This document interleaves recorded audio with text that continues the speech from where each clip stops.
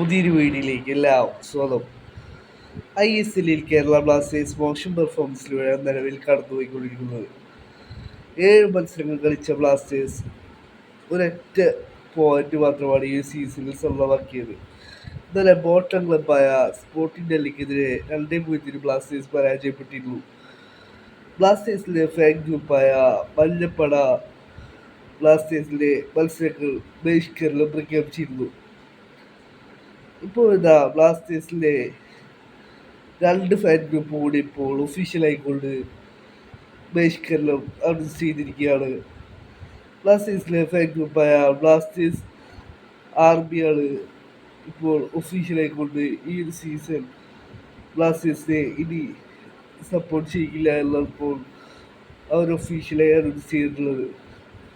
പിന്നീട് മറ്റൊരു fan ഗ്രൂപ്പായ Blasters കോർണറും ഇപ്പോൾ ഒഫീഷ്യലായി അറിയിച്ചിരിക്കുന്നു ഇനി ബ്ലാസ്റ്റേഴ്സിനെ ഈ ഒരു സീസണിൽ സപ്പോർട്ട് ചെയ്യില്ല എന്നപ്പോൾ ബ്ലാസ്റ്റേഴ്സ് കോർണർ ഒഫീഷ്യലായി ന്യൂസ് പുറത്തുവിട്ടിട്ടുള്ളത്. ബ്ലാസ്റ്റേഴ്സ് കോർണറിൻ്റെ ഒഫീഷ്യൽ പോസ്റ്റിൽ പറയുന്നു, ഇതൊരിക്കലും ക്ലബിനെതിരല്ല, ക്ലബിൻ്റെ നല്ല ഭാവിക്ക് വേണ്ടിയാണ് എന്നപ്പോൾ ബ്ലാസ്റ്റേഴ്സ് കോർണർ ഒഫീഷ്യലായി ന്യൂസ് പുറത്തുവിട്ടിട്ടുള്ളത്. ബ്ലാസ്റ്റേഴ്സിലെ ഈ സീസണിലെ മോശം പെർഫോമൻസിനെ തുടർന്നിപ്പോൾ ആരാധകരുടെ ബ്ലാസ്റ്റേഴ്സിനെ കൈവിടുകയാണ്.